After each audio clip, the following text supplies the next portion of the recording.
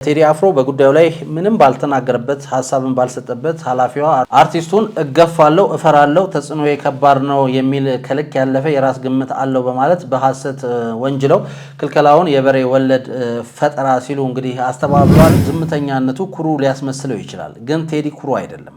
ሰውን በሁለት እጁ የሚጨብጥ ጎንበስ ብሎ እጅ የሚነሳ ጨዋ ሰው።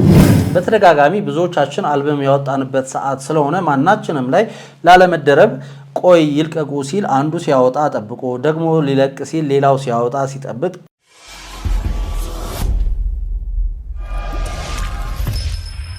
ሰላም ጤና ይስጥልን። የተከበራችሁና የተወዳችሁ ውድ ቤተሰቦቻችን እንዴት ናችሁልን? ቻናላችን አሁን ላይ ከ813,000 በላይ ሰብስክራይበር አለው። ስለዚህ ይህን ቤተሰብ ሰብስክራይብ በማድረግ የደውል ምልክቷን ተጭነው ይቀላቀሉ ማለት እንወዳለን። እንግዲህ ከሰሞኑ የቴዲ አፍሮ ጉዳይ እጅግ በጣም መነጋገሪያ ሆኗል።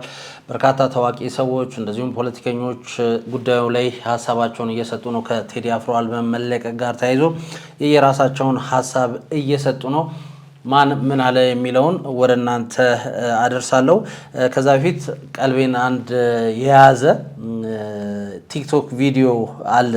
እንደ ለቀልድ የተሰራ ይመስላል፣ ነገር ግን ብዙዎችን የሚያስማማ አንድ ቪዲዮ ተለቋልና እሱን ቪዲዮ ልጋብዛችሁና ከዛ በኋላ ስመጣ ማን ምን አለ የሚለውን ነገር ወደ እናንተ የማደርስ ነው የሚሆነው። ለማንኛውም ይሄ ቪዲዮ ትንሽ ዘና ፈታም ስላደረገኝ ነው ወደ እናንተ ለማድረስ የወደድኩት። አብረን ነው። ቴዲ የጆሮ ነፃ አውጪ ግንባራችን ነው፣ ግንባራችን ነው። የቴዲ ዘፈኖች በዩኒቨርሲቲ እንደ አንድ ኮርስ መሰጠት አለበት። የቴዲን ዘፈኖች አለመስማት ጎዶሎነት ነው። አዲሱ አልበም ቶሎ ተለቆ በእነንተን የታመሙ ጆሮአችን ይፈወስልን። ከቀናት በኋላ የቴዲን ቅኔዎች እንደጾሙ እንፈታዋለን። አይደለም እኮ ራሱን ቴዲ እናስፈታዋለን ለማለት ፈልጌ እንጂ እኛ ከየት አምጥተን እንፈታዋለን? አንቺ ከየት እንፈታዋለን እኮ። ያ እንደሰማችሁት ነው። ትንሽ ዘና እንድትሉበትም ነው የጋበዝኳችሁ። ትንሽ አዝናንቶኛል። የቲአማ ይላል የቴዲ አፍሮ አድናቂዎች ማህበር መሆኑ ነው። እንግዲህ መፎከር ይዘው ወጥተዋል። ለጨዋታ ነው፣ ግን ያው ስሜቱ ከዚህ አይዘልም ለማለት ያህል ነው። ለማንኛውም ከመሸጋገሪያ በኋላ ተመልሰን ስንመጣ በኢትዮጵያ ውስጥ ያሉ ታዋቂ ሰዎች፣ ፖለቲከኞች ጭምር ማን ምን አለ የሚለውን ነገር ከቴዲ አፍሮ አልበም መለቀቅ ጋር ተያይዞ ማን ምን አለ የሚለውን ነገር ወደ እናንተ አደርሳለሁ። ሁሉንም ከፌስቡክ ገጻቸው ላይ እንደወረዱ ነው ወደ እናንተ የማደርሰው። የተከታተላችሁን አብራችሁን ቆዩ። ከመሸጋገሪያ በኋላ ተመልሰን እንገናኝ።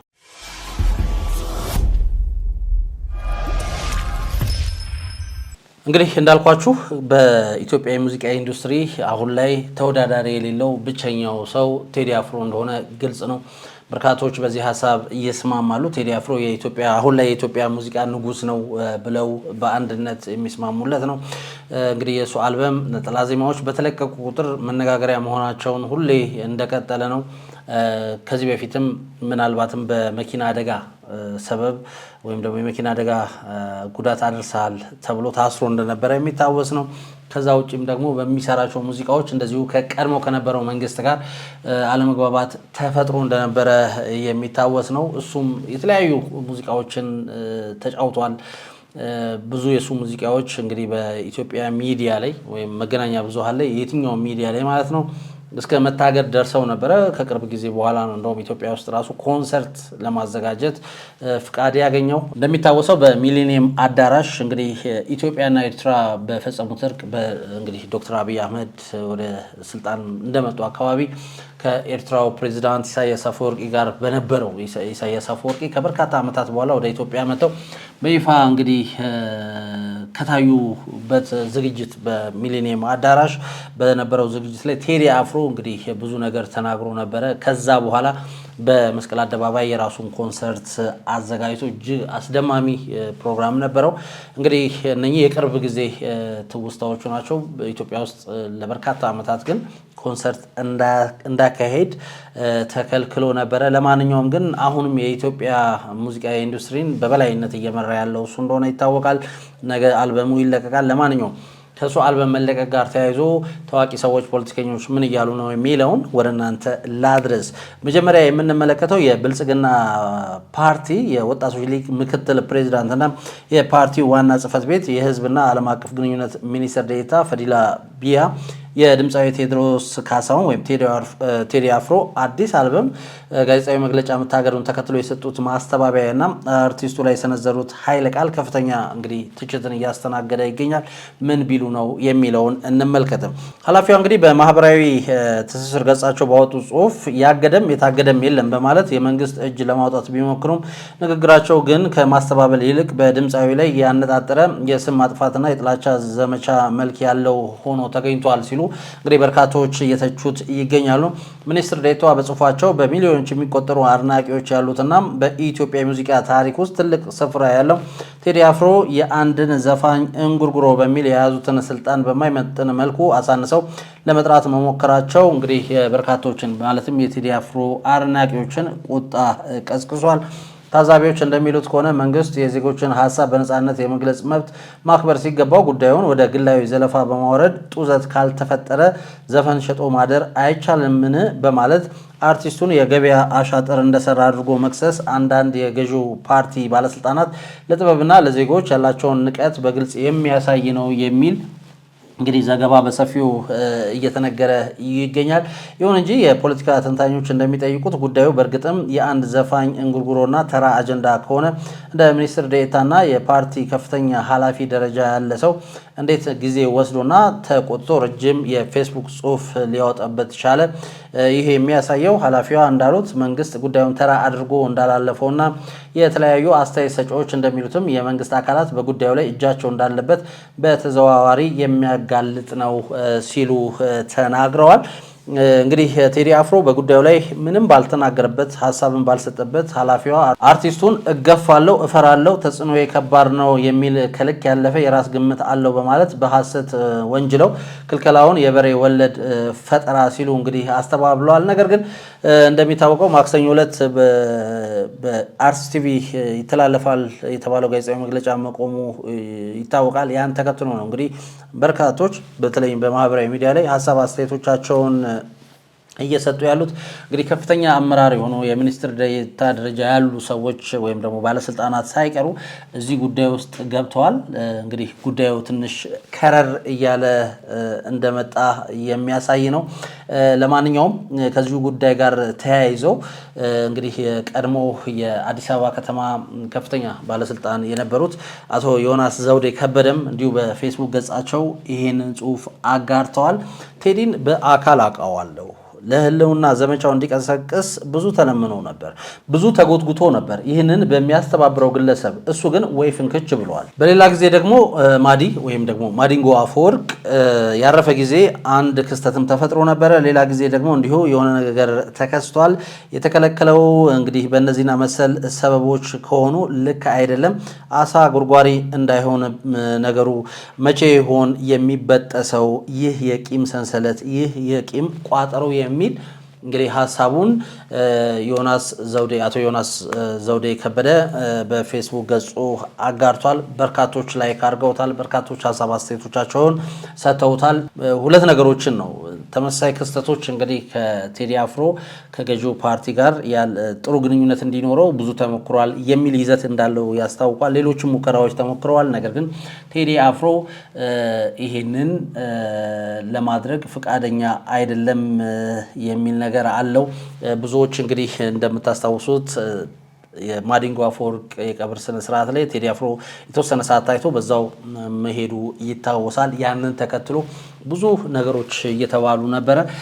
ለዛም ይሆናል እንግዲህ አቶ ዮናስ ዘውዴ ይህንን እየተናገሩት። ለማንኛውም እንዳልኳችሁ ጉዳዩ እጅግ በጣም መነጋገሪያ ሆኗል። በርካቶች ሀሳብ አስተያየቶቻቸውን እየሰጡ ነው። በርካቶች እንግዲህ ከቴዲ አፍሮ ጎን ሆነው የራሳቸውን ነገር ድጋፋቸውን እያሳዩ ነው። ቀደምም ብያቸዋለሁ፣ በሌላም ቪዲዮ እንደዚሁ ብያቸዋለሁ።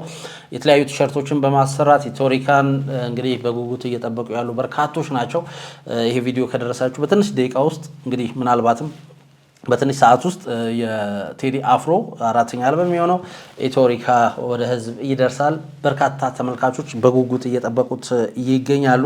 ለማንኛውም ግን ከቴዲ አፍሮ ጋር ተያይዞ አሁን ላይ የተሰሙ ያሉ ጉዳዮች በርካቶች ናቸው። እንግዲህ ዶክተር ወዳጄነህ መሐረነ እንደዚሁ ከቴዲ አፍሮ ጋር በተያያዘ የራሱን ረዘም ያለ ሐሳብ ሰጥቷል።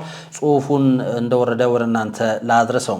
ለጽሁፉ እንግዲህ ዶክተር ወዳጄነህ የሰጠው ርዕስ ዝምተኛው ቴዲ አፍሮ የሚል ነው። እንግዲህ ጽሁፉን እንደወረደ ወደ እናንተ ላድርስ። ቦታው መኖሪያ ቤቱ ነው።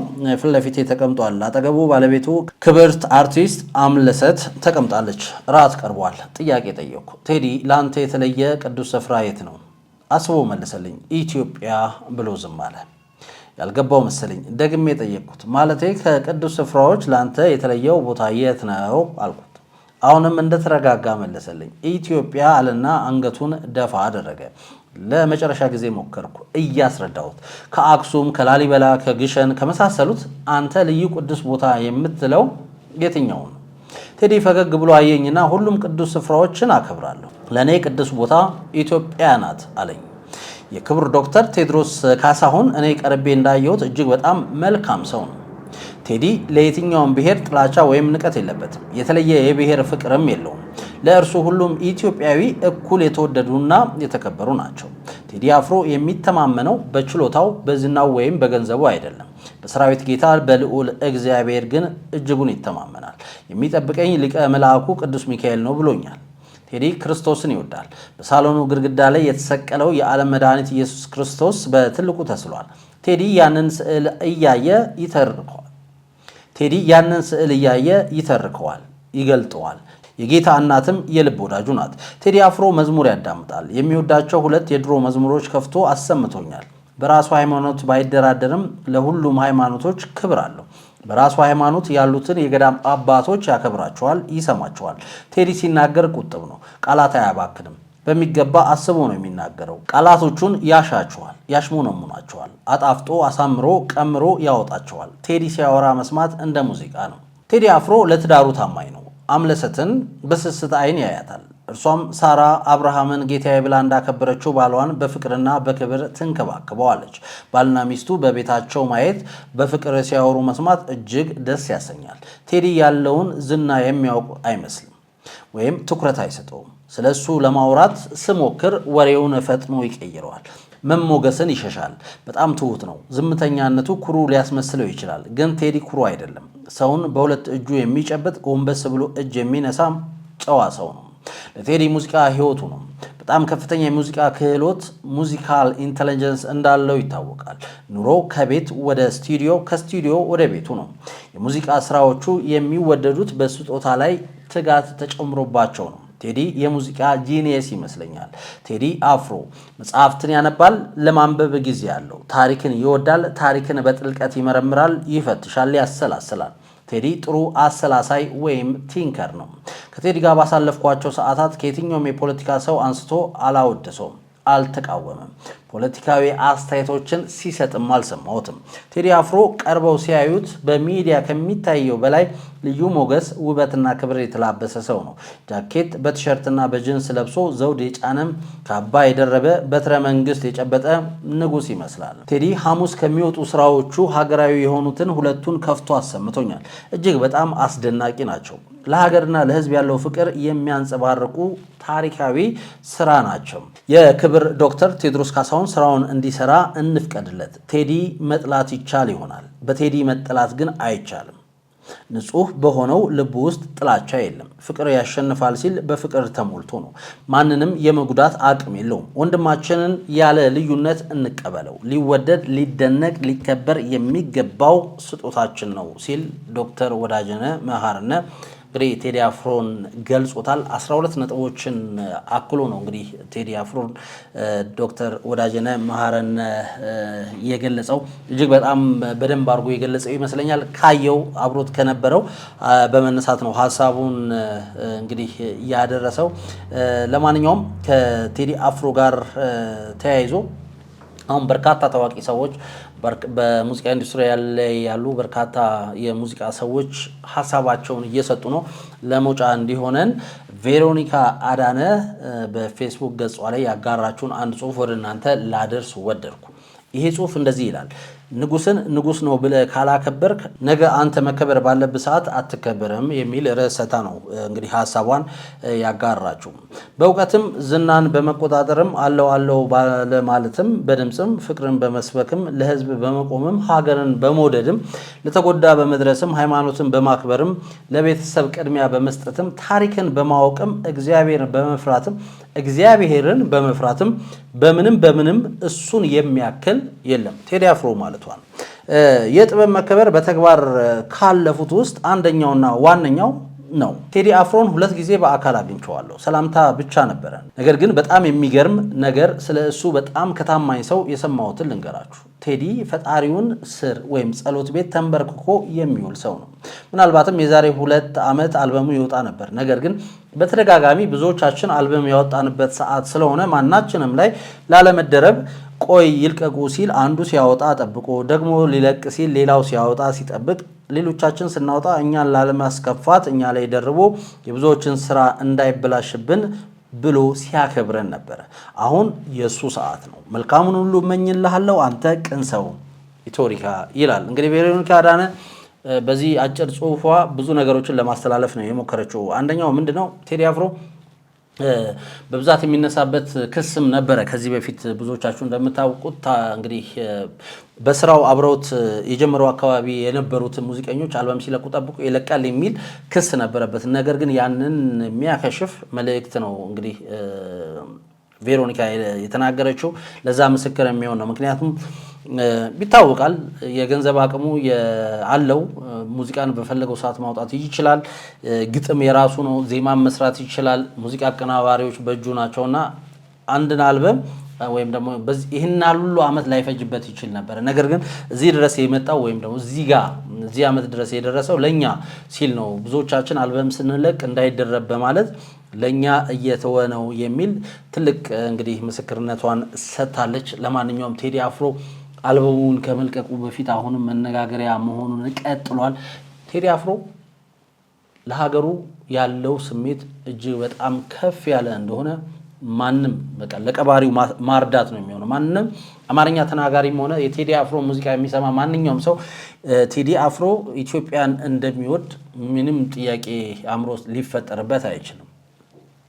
አንድ ቪዲዮ አለ የተቆረጠ ከዚህ በፊት ሬዲዮ ላይ የሰጠው ኢንተርቪው አለና እሱን አብረን እንስማውና ምን ማለት እንደሆነ እንግዲህ ኢትዮጵያዊነት ማለት ለሱ ምን ማለት እንደሆነ በዛው አብረነው እንሰማለን። እሱ ከሚናገረው የቀረበለት ጥያቄ ምንድነው? ኢትዮጵያዊነት፣ ታሪክ፣ የማንነት ጥያቄና አንድነት ብዙ ጊዜ ደጋግመ የምትጎበኛቸው ነገሮች ናቸው። ለምን የሚል ጥያቄ ቀርቦለታል። ምን አይነት ምላሽ የሰጠ ይመስላችኋል? እሱን አብረን እንከታተል። እናንተም ሐሳባችሁን ልታጋሩን ትችላላችሁ። ኢትዮጵያዊነት፣ ታሪክ፣ የማንነት ጥያቄ፣ አንድነት ብዙ ጊዜ ደጋግመህ የምትጎበኛቸው ርዕሶች ናቸው። ለምን? ምክንያቱም ደጋግመን ልናስብበት የሚገባ በጋራ ጉዟችን ላይ የገጠመን ችግር ነው ብዬ አስባለሁ እና ይህንን እናስተካክሎ ለመሄድ ደግሞ ሁላችንም ይህን ጉዳይ ቅድሚያ ልንሰጠው ይገባል ብዬ አስባለሁ። ምክንያቱም ተያይዘን መራመድ ካልቻለን ተያይዘን መውደቅ ነው የሚቀጥለው ነገር እና ይሄ ደግሞ እንደ አንድ ዜጋም እንደ ትውልድም አካል ሁላችንም የሚያሳስበን ነገር ነው። ወደሚቀጥለው ነገር ለመሄድ መጀመሪያ መጥራትና መስራት ያለበት ነገር አለ እና ለዚህ ደግሞ ሁሉም ትውልድ ሊሳተፍበት የሚገባ ከምንም በላይ ደግሞ ታላላቆቻችን ሊያስቡበት የሚገባ እኛን መንገድና አቅጣጫ ለማሳየት ይሄ ደግሞ አሳሳቢ ነው። ምክንያቱም አገር ሲኖር ነው ሁሉ ነገር ሊኖር የሚችለው። በዚህ አንፃር ነው እንደዛ ማድረግ። ያው እንግዲህ አድማጭ ተመልካቾች አብረን እንደሰማነው ነው ኢትዮጵያዊነት፣ ታሪክ፣ ማንነት ጥያቄ እንግዲህ ለሁላችንም ተመሳሳይ ሊሆን ይገባል። ሀገር ስትኖር ነው እኛም የምንኖረው። ታላላቆቻችን ሀገራችንን መውደድ እንዴት እንዳለብን ሊያስተምሩን ይገባሉ። በእውቀትም በእድሜም ከፍ ያሉት በተለያየ አጋጣሚ ከፍ ብሎ የተቀመጡት ሁሉም ሀገራቸውን ሊወዱ ይገባል የሚል ሀሳቡን ሰጥቷል። የኢትዮሪካ እንግዲህ አልበም መነጋገሪያ ሆኗል። በተለይ በዚህ ሰሞን እሱን ተከትሎ እንደዚህ ሀሳቦችን ወደ እናንተ አደረስን። እናንተስ እንግዲህ ኢትዮሪካን አሁን ከሰዓታት በኋላ ወደ እናንተ ይደርሳል። በርካቶች በጉጉት እየጠበቅነው ነው። ምን አይነት ሙዚቃዎችን አካቷል? ከ18ቱ ሙዚቃዎች እንግዲህ ምን አይነት ናቸው? ምን አይነት ይዘት አላቸው? የሚለውን ብዙዎቻችን እንጠብቃለን። ይገመታል የሙዚቃ እንግዲህ ዘውጉ በሬጌም ሊሆን ይችላል፣ ቺክቺካ፣ ቴዲ አፍሮ የሚታወቅባቸው የሙዚቃ አይነቶች ሊሆኑ ይችላል። ግን መልእክታቸው ምን አይነት ነው የሚለው የበለጠ ያጓጓል። ጽድት ያለ ስራ እንደሚሆን ባለሙሉ ተስፋ ነን። ምክንያቱም ብዙ አመት ተፈጅቶበታል። ሰውየው ቴዲ አፍሮ ነው። የተፈጠረው ለሙዚቃ ነው። የተፈጠረው ለግጥም ነው። የተፈጠረው ለዜማ ነው። ቆንጆ ቅንብር እንደተሰራለት ደግሞ ተደጋጋሚ ኢንተርቪዎች ላይ ሰምተናልና ምን አይነት መልእክት ያስተላልፋል ነው የሚለው ነው እንጂ የሚጠበቀው ስራዎቹ ዘመን ተሻጋሪ እንደሚሆኑ ባለሙሉ ተስፋ ነን። ከ1992 ጀምሮ የለቀቃቸው አልበሞች እስካሁን ድረስ እነ ሌቦን ጨምሮ ማለት ነው እስካሁን ድረስ በብዙዎች ዘንድ እየተሰሙ ነው። ዘመን ተሻጋሪዎች ናቸው። ይሄም አልበም እንዲሁ ዘመን ተሻጋሪ እንደሚሆን ባለሙሉ ተስፋ ነን። በነገራችን ላይ አንድ ሙዚቃ ነበር እንደዚህ ተሰርቆ ወጣ ተብሎ 2001 አካባቢ ላይ በደንብ በቃ ኢትዮጵያ ውስጥ መነጋገሪያ የሆነ እሱ ዘፈን ራሱ ስቲል ሰዎች ሲሰሙት ከውስጣቸው የሚቀር አይነት ወይም ደግሞ ሰዎች የሚያስታውስ አይነት ሙዚቃ ነው። ተሰርቆ ወጣ የተባለው እንኳን አይደለም አልቆላቸዋል ተብለው ፕሮቭ ተደርገው የሚለቀቁ የቴዲ አፍሮ ሙዚቃ ስራዎች ቀርቶ ተሰርቆ ወጥቷል የተባለው የሙዚቃ ስራ እንኳን ስቲል በሰዎች አእምሮ ውስጥ ያለ ብዙዎች የሚወዱት ስራ ነውና ቴዲ አፍሮ እንግዲህ በኢትዮሪካ የሙዚቃ አልበሙ ምን አይነት ስራዎችን ይዞ ይመጣል? ምን አይነት ስራዎችን እናንተስ ተጠብቃላችሁ? አብረን የምንከታተለው ነው የሚሆነው። ሁላችንም እንግዲህ ነገ 8 ሰዓት ላይ የቴዲ አፍሮን የዩቲዩብ ቻናል መጎብኘታችን አይቀርም። ምክንያቱም ምን አይነት ዘፈኖች ተለቀዋል የሚለው በቃ ፈለግንም አልፈለግንም መመልከታችን አይቀርም። ቴዲ አፍሮን አደነቅነውም አላደነቅነውም ወደድነውም ጠላነውም መመልከታችን አይቀርም። የጠሉትም ይመለከቱታል፣ የሚወዱትም ይመለከቱታል። ቅድም የነገርኳችሁ ወይም ደግሞ ያነበብኩላችሁ ሀሳቦች አሉ። የትም ላይ ቢለቀቅ አለን በቃ ከቴዲ አፍሮ ጎን ነን ብለዋል እና ያ ሁሉ ባለበት እንግዲህ በራሱ ዩቲዩብ ቻናል ነገ በዕለተ ሐሙስ ማለትም እንግዲህ ጥር 8 2018 ከቀኑ 8 ሰዓት ላይ 18 እንግዲህ የሙዚቃ ትራኮችን የያዘ አልበም ቴዲ አፍሮ ኢትዮሪካ ይለቃል። ብዙዎቻችን እሱን በጉጉት እየጠበቅን ነው። ለማንኛውም ሲለቀቅ ደግሞ ያሉትን ነገሮች ወደ እናንተ የምናደርስ ይሆናል። ምን ያህልስ እይታ እንግዲህ በተለቀቀ ሰዓት ውስጥ ያገኛል የሚለው የብዙዎችን ትኩረት ስቧል። ምን አይነት መልእክቶችስ በሙዚቃ ውስጥ ይተላለፋሉ የሚለው ደግሞ በሁለቱም የሚጠሉትም የሚደግፉትም በጉጉት እየጠበቁት ያሉት ነገሮች ናቸው። አንዳንድ ሰዎች ሙዚቃዎቹን ቀድሞ ስለሰሟቸው የራሳቸውን ሀሳብ እየሰጡ ነው። ልክ እንደ ዶክተር ወዳጀነህ አይነቶቹ ማለት ነው። የተወሰኑ ሙዚቃዎችን ሰምተው የራሳቸውን ሀሳብ ሰጥተዋል። እኛም ደግሞ በጋራ ሰምተን ሀሳባችንን ወደ እናንተ የምናደርስ ይሆናል። እየተከታተላችሁን አብራችሁን ስለነበራችሁ እጅግ ከልብ አድርጌ አመሰግናለሁ። እንግዲህ ሰብስክራይብ ማድረግ እንዳይረሳ። በቅርቡ ወደ 900 ሺህ የምናደርገውን ጉዞ አካል እንድትሆኑ ከወዲሁ ማሳሰብ እወዳለሁ። ሰብስክራይብ አድርጎ የደወል ምልክቷን ይጫኑ። ላይክ፣ ሼር ማድረግ እንዳይረሳ። ማንኛውም አይነት ሀሳብ አስተያየት ካላችሁ አድርሱን። የዛሬውን ፕሮግራማችንን በዚህ ያበቃን። ከቴዲ አፍሮ አልበም ምን ትጠብቃላችሁ? ሀሳባችሁን አጋሩን። እኛ ከወዲሁ ሰናበት። መልካም ጊዜ። ቻው